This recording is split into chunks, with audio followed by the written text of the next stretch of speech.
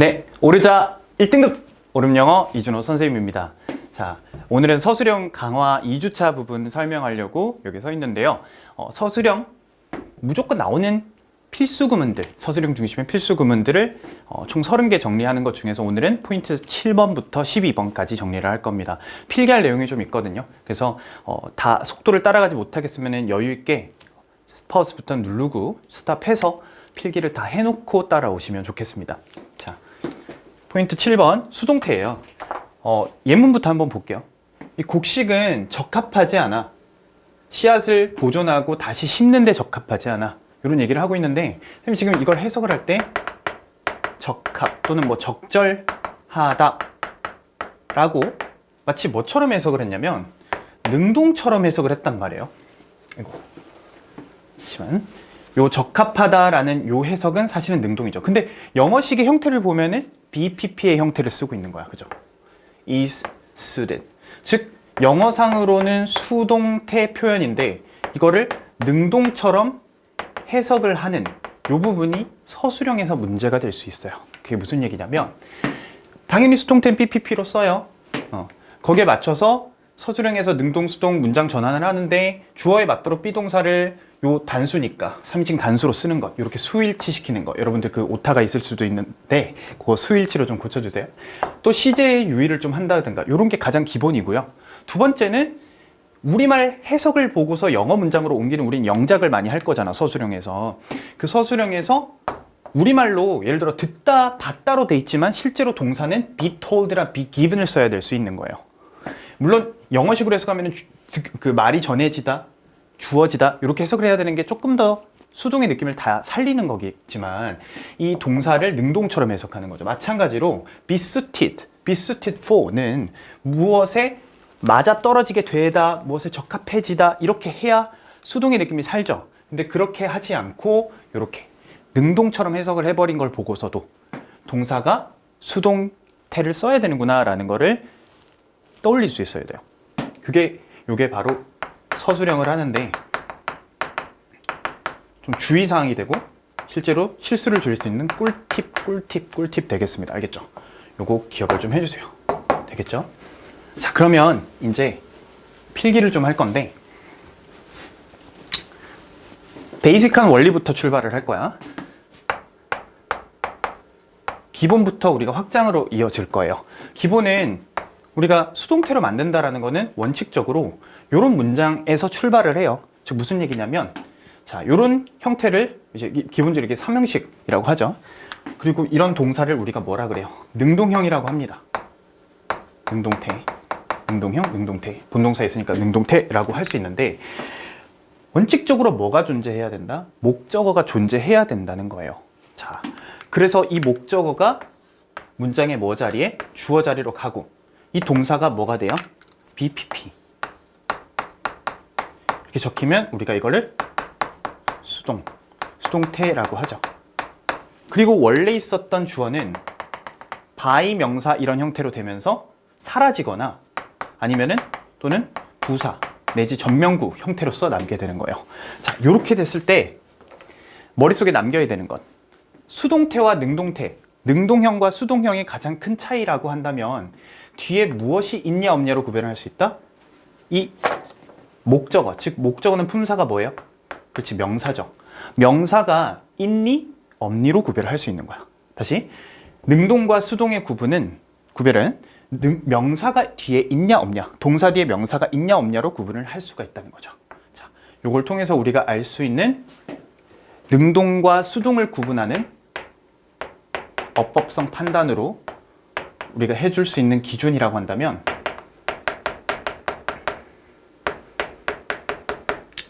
동사 뒤에 명사, 명사의 유무를 확인하자.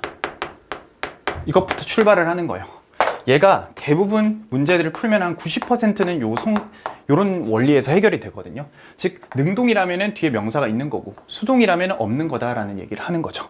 이해되셨어? 자, 그런데 이렇게 되지 않는 경우 10%는 어떤 경우냐? 그것이 바로 지금부터 좀 문제가 되는 부분인데요.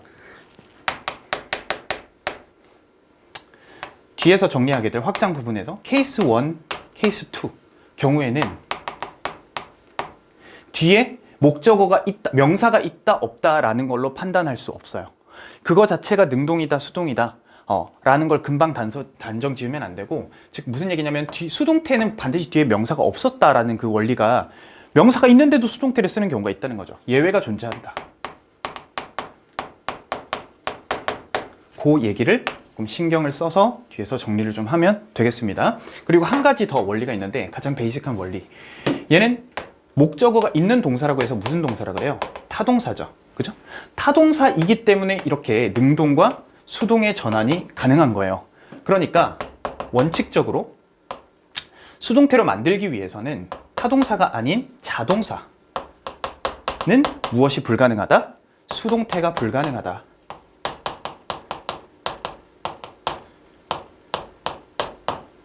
이것도 어법에서 많이 물을 수가 있습니다. 되겠죠? 자, 이렇게 정리를 해두시면 되고요.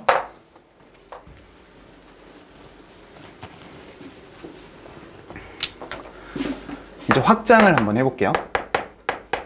자, 타동사들만 가능한데, 우리 타동사의 종류는 사실 3형식 동사 말고도 4형식과 5형식도 있잖아요. 그러다 보니까 첫 번째, 자, 4형식의 수동태를 한번 정리를 해볼까요? 이 4형식 수동태를 이제 동사의 종류에 따라서 크게 두 가지로 나누어 볼 건데, 먼저 give 동사예요. give 다음에 이렇게 A, B 이렇게 나오잖아. 그럼 give A, B 요 말 자체가 우리가 흔히 말하는 간접 목적어, 직접 목적어이기 때문에 얘와 얘는 같은 대상이 아니라 다른 대상이어야 해요. 이렇게 간접 목적어, 직접 목적어 쓸 때 give류의 동사라고 하는 거의 특성은요, 이 A와 B를 자리 바꿨을 때 전치사가 무엇이 들어가냐, 속 이렇게 바뀌면 to를 사용하게 돼 있어요.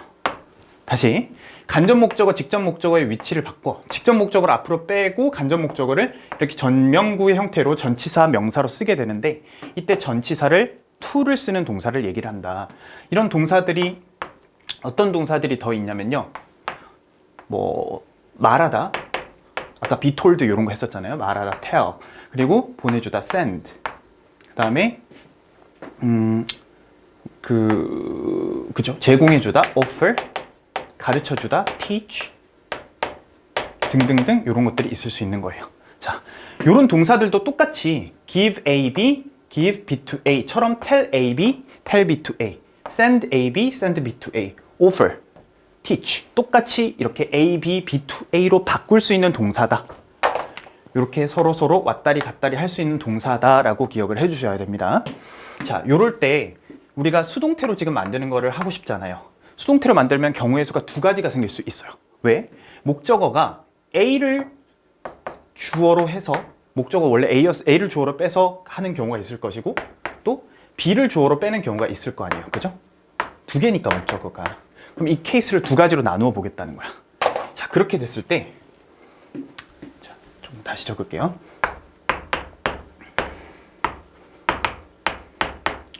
목적어를 A, 목적어를 B로 보고 문장을 만들어 보겠다는 거예요. 그러면 자, 이 수동태 만들 때 원래 원형은 be given이지만 좀 읽는 걸 편하게 하기 위해서 현재형으로 만들어 볼게. A is given, B is given 이렇게 만들어지겠죠.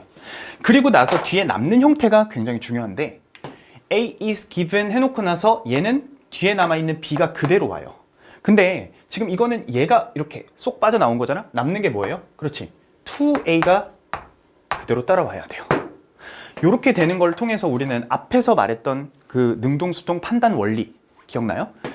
능동인지 수동인지 판단할 때 일단 얘는 다 수동이야, 그지? 수동 다음에는 원칙적으로 뭐가 없어? 명사가 없죠. 명사가 없는 원리가 적용되는 건 얘밖에 없어요. 얘는 지금 B라는 명사가 덜렁 남아있는 거야. 자, 요 경우가 바로 케이스 1입니다. 아까 케이스 1의 경우에 조심하자 그랬죠. 그게 바로 이건데요. 즉, 목적어를 한 개 빼고서도 뭔가 이렇게 잔여 목적어, 잉여 목적어 같은 놈이 하나 남아있는 거예요. 그럴 때 요 is given의 해석에 조심을 해줘야 되는데, 이거는 A에게 B가 주어진다. A가 사람이거든요, 보통. 그럼 B가 A한테 주어진다라고 하면 자연스럽게 우리말로 바꾸면은 A가 B를 받는 거 아니야. 그치? 그래서 얘를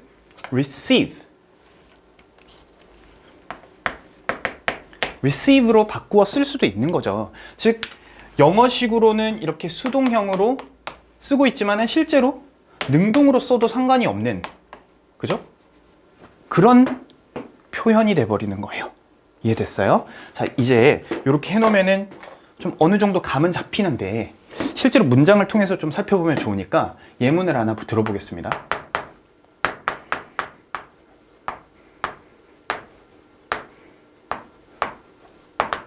그는 나에게 선물을 줬다. 이렇게 할 수 있겠죠. 자, 이랬을 때 얘가 간접 목적어, 얘가 직접 목적어, 서로 다른 대상이잖아요. 그러면 당연히 얘 자리 바꾸면 어떻게? He gave me a gift to me. 이렇게 바꿀 수도 있겠죠. 자, 그거를 이렇게 수동태로 만드는 두 가지 경우의 수를 다 해보겠다는 거예요. 첫 번째는 무엇을 주어로? A를 주어야 해야 되니까 I겠죠. 그죠? 두 번째는 어떻게? A gift를 주어로 빼야 되겠죠. 자, 그리고 나서 동사의 형태는 똑같죠? 근데 이제 수일치만 조심하면 되는 거야. 시제는 같으니까. 요 gave를 I에 맞춰주면은 과거형 was given, 그죠? was given 이렇게 될 것이고, 이렇게 바뀌었어요. 그리고 뒤에 남는 구조가 중요하다 그랬잖아. 뒤에 남는 구조가 뭐야? 얘 같은 경우에는 B가 그대로 남게 되는 것이고, 얘는 to 붙이고 A를 이제 전치사의 목적격으로 써줘야 되는 거지. to me 이렇게 문장이 끝나겠죠. 자, 요 경우에 우리가 수동태 다음에 명사가 없다라는 그 원칙이 그대로 적용이 되는 것인데, 이 경우는 뒤에 수동태임에도 불구하고 명사가 남아있는 구조이기 때문에 신경을 써줘야 되는 것이고, 실제로 얘는 받았다 이렇게 해도 상관이 없는 거란 말이에요. 능동처럼 해석을 할 수도 있는 거란 말이에요. 그래서 우리말로 적혀 있을 때 나는 선물을 받았다라고 적혀 있어도 was given이라는 표현을 쓸 수 있어야 된다는 거죠. receive라는 단어가 안 보이면. 그게 영작에서 주의할 점. 그리고 어법상 판단에서 여기다가 gave를 쓸래, was given을 쓸래 했다면 뒤에 명사 있으니까 무조건 능동이야 이렇게 하면 안 된다는 거죠. 선생님 얘기 무슨 말인지 알겠죠? 자, 이 사형식 수동태에서 케이스 give류의 동사일 때 A is given B류, 특히 A is told B, A is sent B, A is offered B, A is taught B 이런 형태로 지금 다 바꿔봤어요. 그런 동사일 때 조심을 하라는 얘기를 하고 싶은 거야. 이해되셨죠? 자, 그럼 이번에는 다른 동사를 한번 해볼게요. 사형식 수동태는 사실은 전치사의 종류에 따라 가지고 크게 세 가지 정도로 나눠요. A와 B가 자리 바뀔 때, 즉 간접 목적어, 직접 목적어 자리 바뀔 때 전치사 to를 쓰는 경우 방금 봤죠? 그리고 그죠? 그 for를 쓰는 경우와 of를 쓰는 경우 이렇게 세 가지가 있는데, of를 쓰는 경우는 대표적으로 뭐 ask나 require나 이런 게 있어요. 근데 그거는 지금 수동태에선 문제가 별로 안 되기 때문에 제끼고, 지금 볼 거는 전치사 for를 사용하는 동사, 제일 대표적으로 make를 한번 볼게요. make를 보면 어떻게 되냐면 이렇게 make A, B. 당연히 얘가 간접 목적어, 직접 목적어니까 다른 대상이에요. 그러면 얘와 얘 자리 한번 바꿔보겠다. 그럼 B와 A 자리 바꿨을 때 전치사 뭐를 쓰는 동사라고 make는 for를 쓰게 되는데, 자, 이쯤 되면 좀 느껴야 돼요. 왜 아까 전에 give나 send나 teach나 tell이나 이런 거는 to를 쓰고 이 make는 왜 for를 쓰는가? 자, 얘랑 같은 느낌의 동사들을 조금 더 정리를 한번 해볼게요. 그 동사들이 사주다 buy, 또 요리해주다 cook, 그리고 뭐 지어주다 build, 찾아다 주다 find, 그런 등등등의 동사가 있을 수 있어요. 자, 아까 전에 give류의 동사는 지금 가지고 있는 걸 당장 바로 줄 수 있는 거죠. 그죠? give, send, 바로 보내줄 수 있고, teach, 바로 가르쳐 줄 수 있고, 그죠? 바로 제공해 줄 수 있고, offer 이런 건데 얘는 지금 가지고 있지 않아요. 그러다 보니까 A에게 준비를 해서 만들어주고 사다 주고, 지금 없으니까 또 요리를 해주고 지어다 주고, 없으니까 발견을 해주는 거야. 그러다 보니 전치사의 의미가 차이가 생긴 거예요. to는 바로 있는 직접 전달이라면 이 for는 준비해서 전달한다는 느낌이 있거든. 자, 그런 거가 이제 외울 때 좀 이 동사들을 기억할 때 좀 꿀팁이긴 한데, 지금 수동태 만들 때는 뭐 당장의 직접적인 도움은 아닐 수 있어. 자, 기억을 못 하겠다면 어쨌든 make A, B, make B for A 이렇게 입에 붙여놓으면 좋을 것 같아요. 자, 그러다 보니까 얘도 수동태로 만들게 되면 케이스가 두 가지가 생길 수가 있겠죠. 그죠?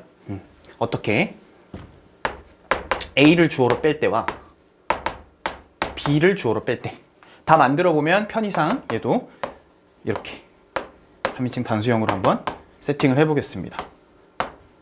이렇게 되겠죠.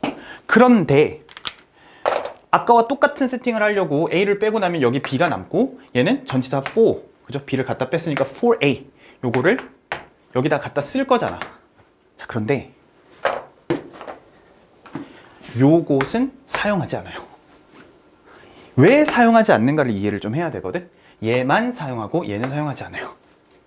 자, 아까 수동태 원리 뒤에 명사가 없다. 이 원리 그대로 지켜지고 있죠. 그러니까 이건 고민할 필요가 없단 말이야. 왜 그런지 예문을 통해서 우리가 확인을 해보겠습니다.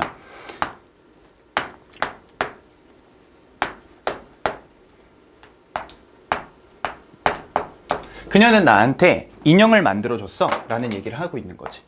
간접 목적어, 직접 목적어, 다른 대상이잖아요. 당연히 바꾸면 어떻게? She made a doll for me 이렇게 할 수 있다고요. 자, 그걸 수동태로 지금 만들게. 두 가지. 어떻게? A를 주어로 뺐어. I. 그리고 동사는 과거니까 was made.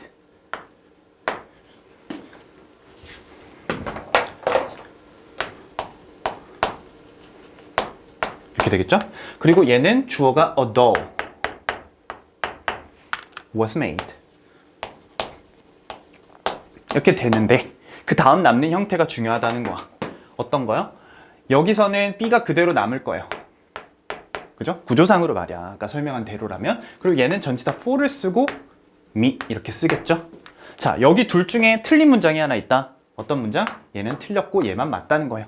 자, 이 왜 틀렸느냐를 한번 생각을 해봐. 그녀가 나에게 인형을 만들어 준 거죠, 지금. 없어서 인형을 사다가 줬을 수도 있고 아니면은 직접 이렇게 제작을 해가지고 손수 제작, 핸드메이드로 해서 줬을 거다라는 의미를 던지고 있는데 얘 말은 인형이 이제 나를 위해서 제작이 되었다, 만들어졌다라는 말이니까 얘나 똑같은 말이잖아. 그치?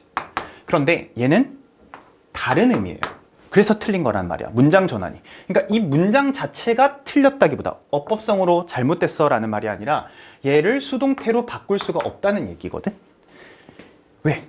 이렇게 쓰면은 뭐 이렇게 수동으로 쓰든 그냥 없이 이렇게 메이드를 쓰든 얘는 약간 become의 의미가 돼요. 되다라는 의미가 되는데 나는 인형이 되었다라는 뜻이 돼. 인형으로 만들어졌다. 만약 이런 문장을 쓰고 싶으면은 이 여자가 마녀야. 뭐 동화 속에 나오는 이제 witch예요. 그래서 이제 묘술 지팡이로 나한테다가 인형이 되어라. 뿅! 이렇게 하면 아! 이렇게 하면서 이제 내가 인형이 됐어. 그런 경우면 이건 가능해요. 근데 지금은 얘가 의미가 전혀 다른 의미이기 때문에 오즈의 마법사 이런 거 아니잖아. 그래서 얘는 쓰지 않는다는 얘기입니다. 이렇게 이해를 해주시면 되겠어. 사형식 수동태에서는 결국엔 아까 give류의 동사에서 A is given, B의 동사를 특히 신경 쓰자. 요것만 기억을 좀 해주시면 좋겠고요. 자, 아직 좀 필기 조금 더 해야 됩니다. 두 번째. 그러면 4형식 수동태 했으니까 5형식 수동태 남았네. 5형식 수동태는 뭐 여러 종류가 있을 수 있는데 대표적으로 이런 거예요. 주어 다음에 동사, 목적어, 목적 격포 이렇게 나오겠죠. 그러면 얘도 편의상 A, B 이렇게 해볼게요. 그럼 구조상으로는 얘가 목적어, 목적격 보어가 되니까 같은 대상에 대한 얘기죠. 그러다 보면은 우리가 이제 문법 용어로 꼭 기억하지 않아도 되는데 문법책에서 설명하고 있는 책들이 있기 때문에 물어봐서 이제 얘기를 하는 거야. 넥서스 구조라는 게 성립이 돼요. 자, 다시 이 목적어와 목적격 보어의 관계가 마치 의미상으로 얘가 의미상의 주어 역할을 하고 얘가 의미상의 수어 역할, 얘가 직접 뭐뭐 하도록 한다 라는 의미가 전달이 되는 동사들이라면 이런 형태가 5형식 동사를 쓰고 있다면 단순한 5형식이 아니고 이런 형태를 만들게 된다면 이런 걸 넥서스 주술 구조라고 해요. 주어, 술, 어 구조라고 하는데 자, 지금 쌤이 이 얘기를 하고자 하는 건 아니고 이 중에서 어떤 동사? 특정한 동사가 지금 문제가 되거든요. 예를 들어서 call 또는 name 또는 elect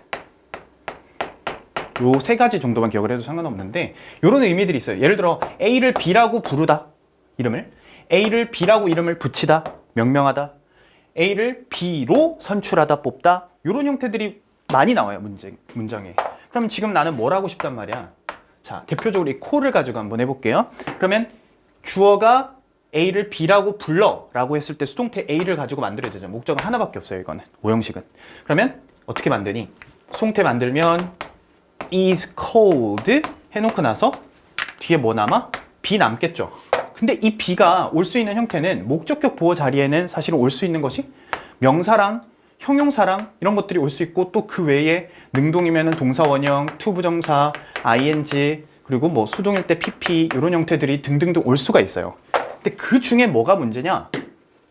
지금 여기서 명사잖아, 명사. 아까 얘기했듯이 요게 명사가 떨렁 남아 있는 경우. 왜? 수동태 다음에는 원칙적으로 명사가 안 오는 거라고 우리가 생각을 해서 문제를 풀려고 했는데, 명사가 남아 있을 수 있다는 거예요. 그 경우를 조심을 하자라는 거. 예문을 하나 들어보겠습니다. 자, 요게 바로 이제 아까 쌤이 얘기하던 케이스 두 번째 거예요. 이게 케이스 2.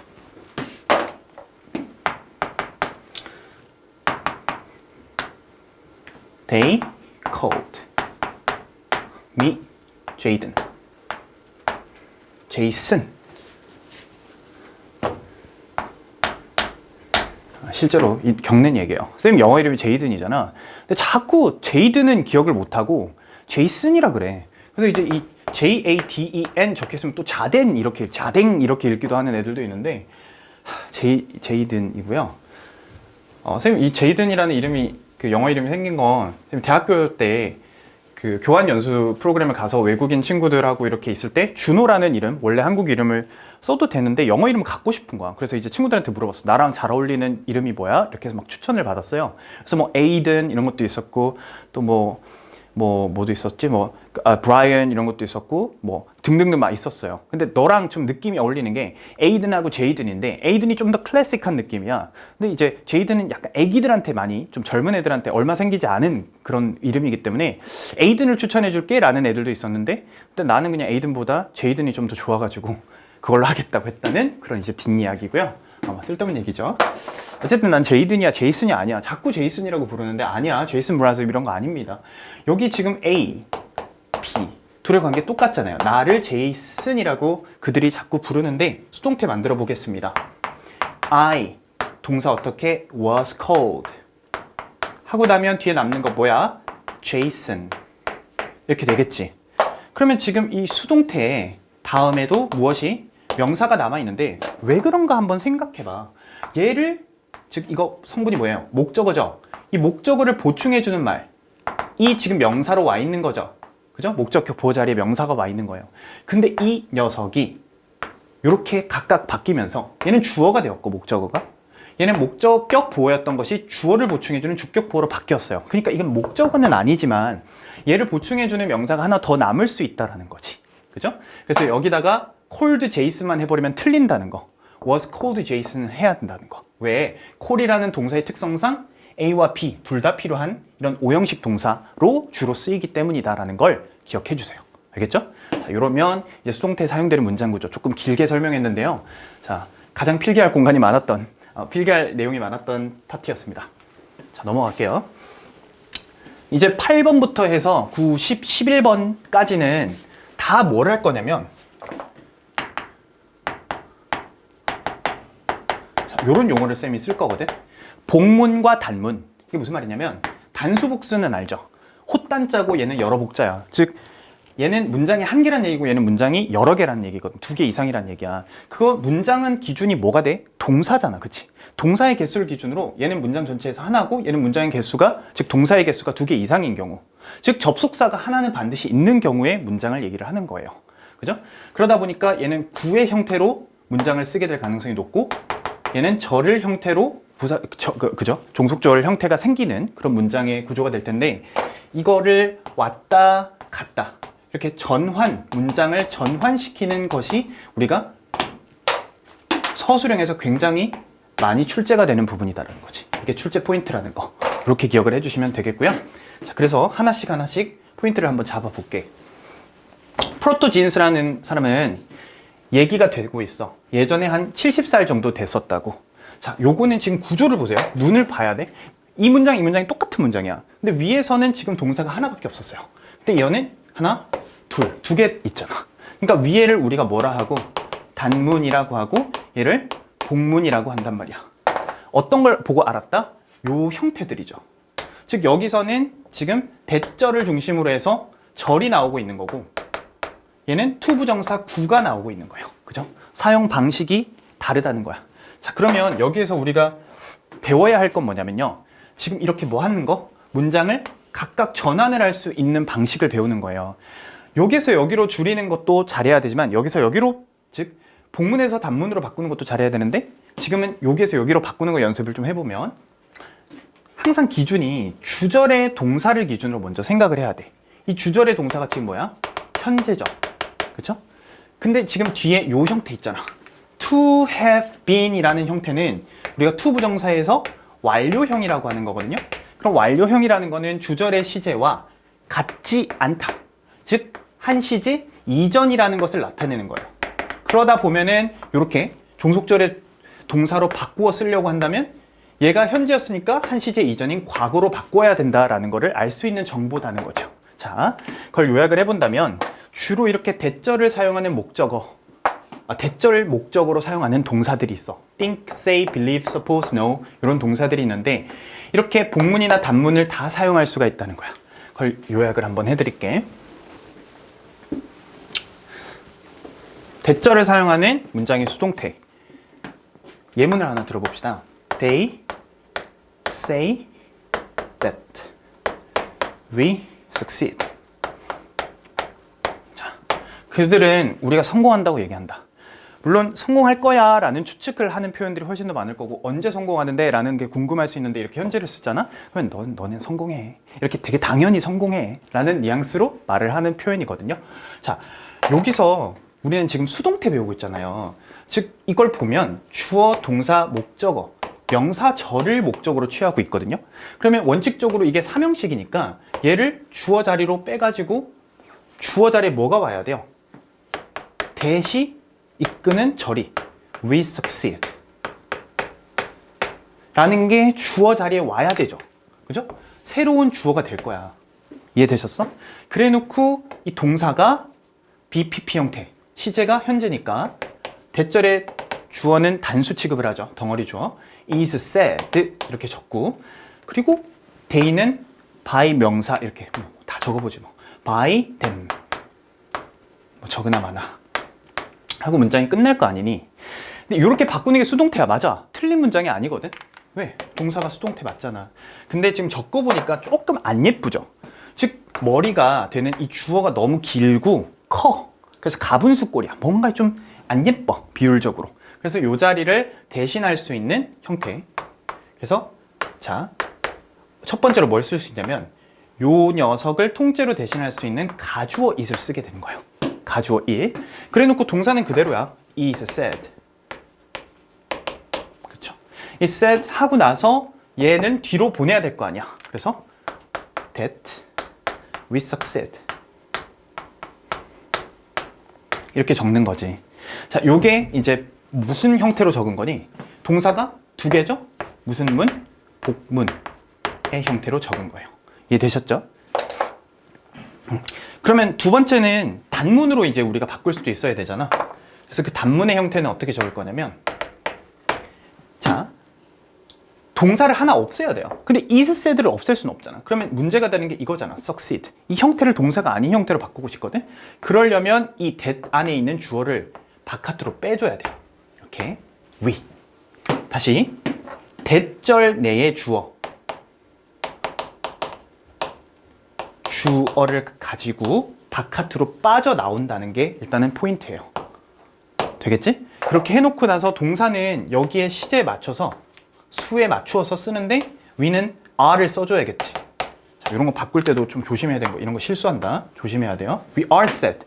해놓고 문제가 되는 게 succeed잖아. succeed 그대로 쓰면 동사 are said succeed 이렇게 되는데 틀렸죠. 그렇게 하면 안 되고 어떻게 해줘야 돼? 그때는 얘를 투부정사 형태로 바꿔요.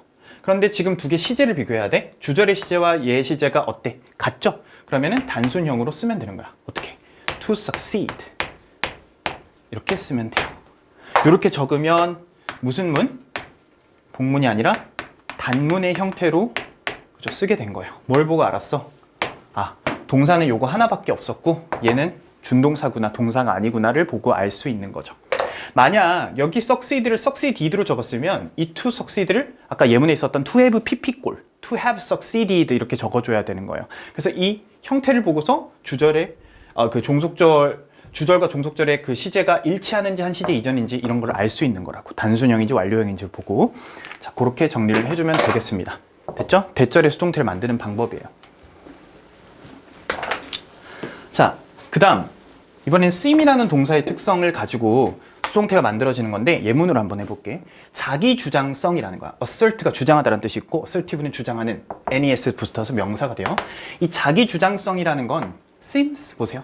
주절의 시제는 현재야. 그리고 to be 썼죠. 복문의 형태가 아니라 단문의 형태로 쓰고 있는 거다. 구잖아, 그지? 그럼 이걸 보고서 둘의 시제는 어떻다는 걸 알 수 있다고?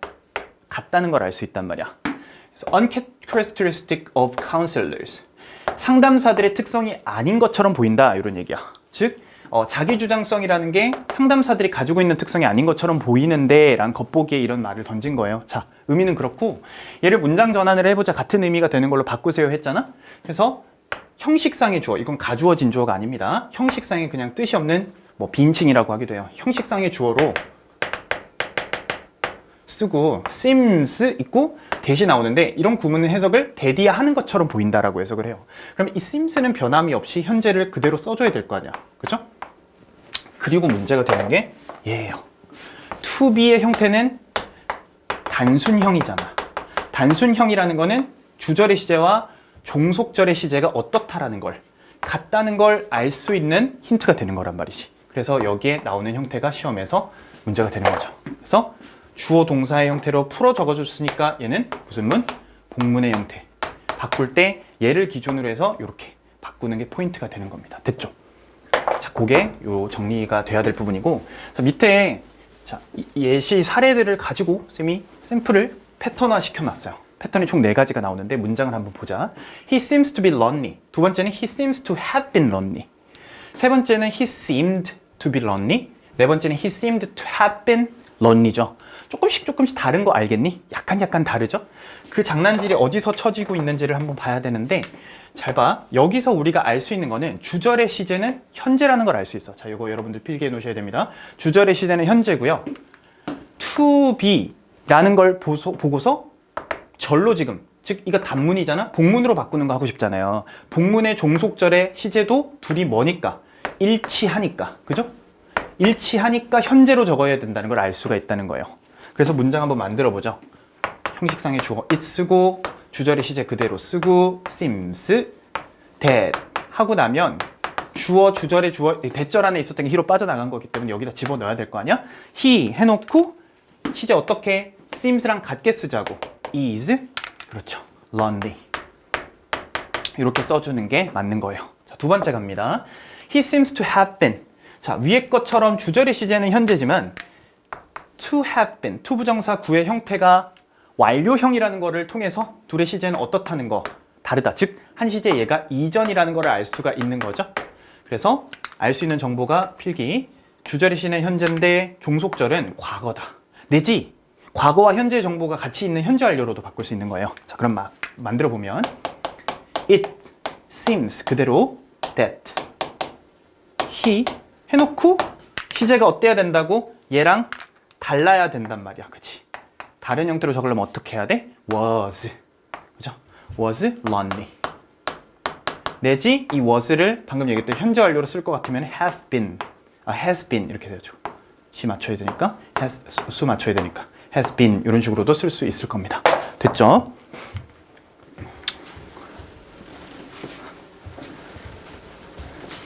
자, 세 번째. He seemed to be lonely. 그는 외로운 것처럼 보였다 이런 건데 주절의 시제가 일단 과거예요. 그죠? 그런데 종속절의 시제가 단순형을 지금 투부정사를 보고서 알 수 있는 것 같다는 거야. 하고 똑같을 거라는 거죠. 만들어 볼게요. It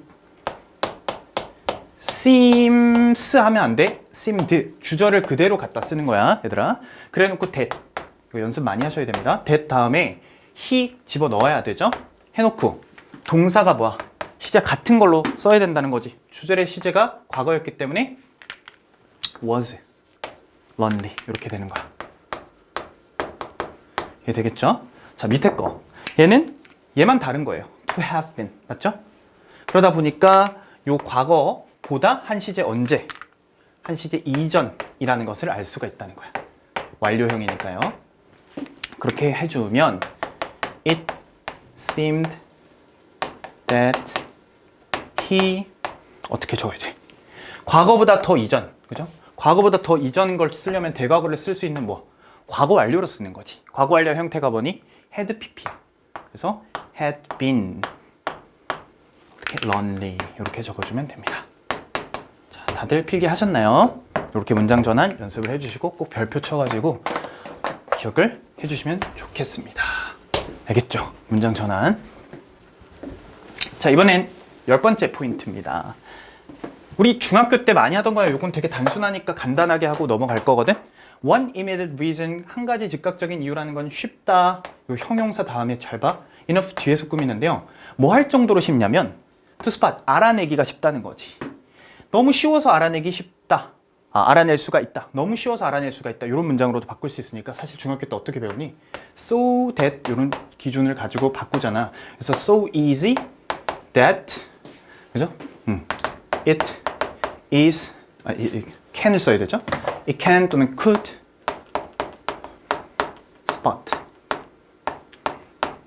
이런 식으로 문장을 만들어주는 형태 전환을 하는 거 많이 하는데 자, 요것만 필기해 주시면 될 것 같아. 투투 같은 경우에는 의미상 이 부정의 느낌이 있다는 거. 그래서 복문으로 자, 위에 거 단문이에요. 얘는 복문인데 복문으로 전환을 할 때 부정의 느낌이 있다는 거를 까먹으시면 안 됩니다. 근데 방금 했던 이 enough 같은 경우에는 긍정의 느낌이 있는 거예요. can, could. 요거랑 서로 완전 정반대가 된다는 거. 그죠? 같지 않은 거. 요것만 체크해 주시면 되겠어요. 자, 11번째. 요것도 이제 단문과 복문의 개념인데 시제 얘기를 가볍게만 좀 하겠습니다. 뭘 체킹해야 되냐면 여기 왼절 부사절이 나오죠. returned라는 요 말이랑 have been snapped라는 요 말이 얼추 보면은 같이 못 쓰일 것 같아 보인단 말이야. 근데 얘랑 한 문장에서 쓰여가지고 둘이가 구별이 되면서 서로 뭘 판단해야 되냐면 시제가 이렇게 다를 때 어떤 상황이 더 이전에 일어났는가, 즉 먼저 일어난 거, 나중에 일어난 거 이런 걸 선후 관계를 판단한다라고 하는 거거든요. 이 선후 관계를 판단하는 것이 필요한 시제 문제들이 꽤 많이 있어요. 그리고 또 서술형으로 만들어지는 영작들도 조심히 써야 되겠죠. 이런 것들에. 자, 이 문장 한번 보면 많은 주인들은 이 스냅이 이제 낚아채지고 이제 공격을 당하는 거거든요. 그들의 개에 의해서 습격을 받은 적이, 이렇게 덮쳐진 적이 있다. 즉 개가 덮친 적이 있다. 자, 수동은 능동처럼 해석할 수도 있어야 된다 그랬으니까 그들이 집에 돌아왔을 때인 거야. 자, 생각해보자. 습격을 받은 거랑 집에 돌아왔었다는 상황이 두 가지가 있으면 어떤 게 먼저 일어나야 돼? 습격을 받고 집에 돌아와? 지금 개가 집에 있던 개예요. 그러니까 먼저 있는 일은 당연히 집에 도착을 하고 나중에 습격을 받는다. 이렇게 선후 관계가 생기는 거죠. 자, 이걸 기준으로 해서 지금 쌤이 이제 완료 시제 구조를 한번 적어 보겠습니다. 우리가 현재 완료라는 게 있고 과거 완료라는 게 있잖아요. 그렇죠? 현재 완료는 형태상으로 어떻게 쓰니? 그죠? have pp 이렇게 쓰잖아요. have 플러스 pp의 형태를 써요. 이거는 시제의 특성이 어떠냐면 지금 내가 여기 서 있어요. 현재야. 현재를 기준으로 서 있을 때 now, 현재인데 과거에 어느 시점이 있을 거예요. 그 어느 시점부터 해서 쭉 이렇게 선처럼 진행해오는 시제를 얘기를 해요. 다시 현재 완료 시제는 특성이 뭐냐면 선의 개념이에요. 선. 점의 개념이 아니라 뭐하고 다르냐면 이 단순한 과거 시점, past의 시점을 얘기해주는 단순 과거형의 시제와는 좀 다른 거야. 얘는 뭐의 개념이니? 점의 개념이야. 그래서 얘와 얘는 확실히 다른 거죠. 이해되셨어? 자, 그러면 앞에 봤던 그 예문 다시 생각해봐요. when they returned와 have been snapped를 가지고 요걸 판단을 한번 해본다면 집에 돌아왔던 시점이 언제야? 요거야. returned. 그죠? 얘가 먼저 있고 나서 have been snapped. 그죠? 습격을 당하는 거잖아. 걔가 습격하는 거잖아. 그러니까 얘가 먼저 있고 점이라는 시점 이후부터 선이라는 개념으로 선후 관계가 이렇게 과거와 현재 완료로 함께 쓰일 수도 있다는 거. 그걸 얘기를 하고 싶은 건데 뭐 흔히 이런 걸 판단하라고 문제가 나오는 거는 아니고 지금 이렇게 구별을 점과 선으로 확실하게 구분을 할 수 있을 때 시제가 이제 과거형과 현재 완료형이 같이 쓰여요. 보통은 두 개 중에 하나만 적으라고 문법성, 어법성 판단 문제가 만들어질 때가 훨씬 많거든. 자, 그렇게 정리를 해주시면 되겠습니다. 이 현재 완료의 특성 그러니까 자 이제 요약을 해보면 자, 구성을 한번 보세요. have와 pp가 합쳐진 거예요. have는 우리가 현재형이라고 하잖아요. pp는 얘가 시간상으로 이전에 일어났고 현재 끝났음이라는 과거에 대한 정보를 알려주거든요. 그래서 이 현재 완료의 특성은 현재와 과거의 정보를 함께 알 수 있는 특성이 있어요. 그죠? 과거 시제와 현재 시제가 합쳐진 개념이라고 생각을 하면 되는 거야. 그래서 연달아서 연속된 시제. 연속성을 나타내는 시제이기 때문에 점을 나타내는 이런 시제와는 확실히 다른 것이다. 과거형이랑은 좀 다르다라고 생각을 해주시면 되겠어요. 자, 두 번째. 과거 완료입니다. 과거 완료는 형태상 어떻게 써? had pp를 쓰죠. 아까 have pp가 구성이 이랬잖아. 아까 have였을 때 얘가 현재였고 얘가 과거였으니까 얘는 이게 지금 기준이 과거잖아. 그럼 이 과거보다 더 이전에 일어난 과거 뭐죠? 대과거의 정보를 동시에 지니고 있는 거죠. 이해되셨어? 자, 그거를 이제 그래프로 한번 표현을 해보자면 내가 지금 현재에 살아요. 근데 그 현재에서 예전에 일어났던 시점 과거의 일이 있을 수도 있겠고 그 과거보다 더 먼저 일어난 대과거의 시점이 있을 수도 있을 거 아니야. 근데 이거를 지금 과거는 과거형으로 쓰면 돼요. 그런데 이 대과거 자리를 뭐로 쓰겠다는 거야? 이렇게 had pp의 형태로 쓰겠다는 건데 이렇게 쓰고 과거는 과거형대로, 그죠? 과거형으로 단순 과거 아까 returned 이렇게 쓰게 되는데 이렇게 명백하게 순서가 나뉘게 됐을 때 뒤에서부터 차근차근 설명을 하면은 굳이 had pp를 쓰지 않아. 근데 이 had pp가 나오는 문장의 특성은 지금 현재쯤에서 거꾸로 과거를 보는 거예요. 다시 무슨 얘기냐면 거꾸로 과거의 일을 역순으로 설명 또는 이제 진술, 말하기를 얘기를 하는 거야. 이렇게 역순으로 말을 하게 될 때 사용을 하게 되는 형태가 바로 이 과거 완료고요. 이 과거 완료의 특성은 아까 얘기했던 것처럼 무슨 개념? 선의 개념이에요. 즉 이렇게 과거에서부터 대과거 이전의 과거에서부터 이렇게 쭉 이어져 오는 연속성을 나타내는 거지. 그지? 얘도 선의 개념은 맞습니다. 즉 단순히 이렇게 과거형으로 딱 지점으로 점으로 찍히는 거하고는 완전 다른 거라는 거지. 얘는 분명히 쭉 이렇게 이어질 수 있는 선의 연속성의 개념이 되는 거의 개념이 된다라는 거는 완료 시제의 공통된 특성이라고 생각하면 되겠어요. 되겠죠? 자, 요런 거 이거 학교 교과서 여러분들 지문 설명을 할 때 보면은 왜 had pp가 쓰였는지에 대해서 굉장히 많이 물어보거든요. 그리고 또 어떤 경우에는 선후 관계가 생겼는데 had pp를 안 쓰고 있는 경우도 많이 물어보거든요. 그 차이라는 거야. 현재에서 내가 지금 있는데 거꾸로 설명을 하다 보면은 더 이전에 일어났던 일을 얘랑 구분을 하기 위해서 같지 않잖아, 확실히. 시점을 나눈다면 얘가 1번이고 얘가 2번이잖아. 이렇게 일어난 건데 2번보다 더 이전에 이런 말이 있었어 라고 역순으로 설명을 하다 보면 생기는 시제예요. 아시겠죠? 자, 그런 거는 은근히 놓치기 좋으니까 필기를 잘 해두시면 되겠고 마지막이네요. 대망의 마지막입니다. 오늘은 조금 쌤이 러닝타임 좀 길어질 걸 예상을 하고 왔어. 좀 적을 게 많으니까 마지막이야. 근데 이 마지막은 필기부터 시작을 하고 하겠습니다. 자, 제목이 주요 명제. 이렇게 앞 글자만 따서 먼저 소리 내서 한번 읽어주면 좋겠어. 자, 부끄러워도 해줘야 됩니다. 다시 뭐라고? 주요 명제. 주요 명제. 얘들아, 나도 힘들거든? 해주면 좋겠고. 주요 명제. 이렇게 그러면 이 주요 명제를 중심으로 해서 이 말이 생기는 게 주장, 요구, 명령, 제안 이라는 뜻을 앞글자만 딴 거예요. 주요 명제 이렇게 기억을 해주자. 이런 의미를 지니는 주로 뭐냐면 동사예요. 동사 말고도 또 명사가 될 수도 있고요. 또 내지 형용사가 될 수도 있어요. 자, 대문자로 쓰지 말고 명사, 형용사.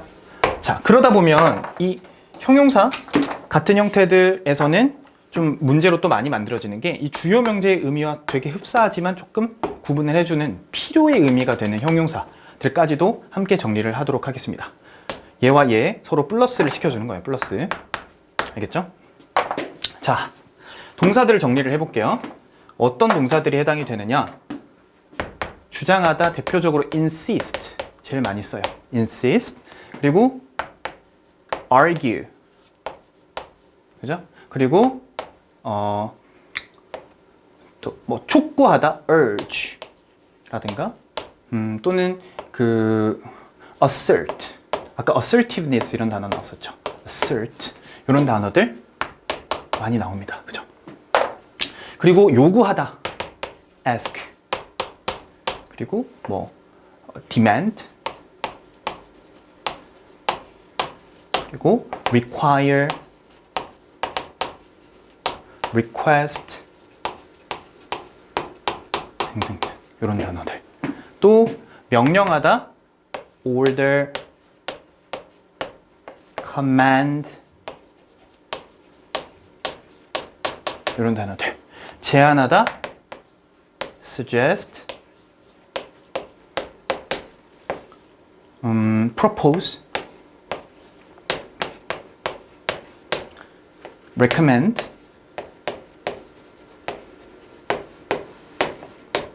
등등등 이렇게 종류들이 있는데, 자, 요런 동사들과 한 가지 더 하겠다 그랬잖아. 필요의 의미를 지니게 되는 형용사가 대표적으로 necessary, essential 필수적인이라는 뜻이야. 그리고 필수라는 말은 중요하다는 말도 되기 때문에 important, significant. 적을 때 한 번에 좀 많이 미리 적어 놓는 거예요. 쌤이 촬영을 해놓은 목적은 이것저것 나올 수 있는 가지수를 최대한 여러분들이 한 번에 정리를 좀 잘해주면 좋겠기 때문이고, 좀 신경 써야 될 게 좀 많이 또 틀리는 게 imperative라는 단어도 잘 단어를 몰라서 틀리는 것 같더라. imperative는 급선무 또는 뭐 명사로 쓰면 그런 뜻이고, 형용사로는 급박한, 해야 하는 의무의 이런 뜻이야. 알겠죠? 그래서 얘는 해야 할 필요가 있는이라는 의미의 형용사들이다. 등등등 이런 의미를 지니고 있는 형용사들을 얘기를 했습니다. 이런 경우는요, 보통 앞에 뭐 it is 이런 식으로 해서 가주어 진주어 꼴로써 형용사 보어들이 이렇게 나오는 구조를 쓰게 돼요.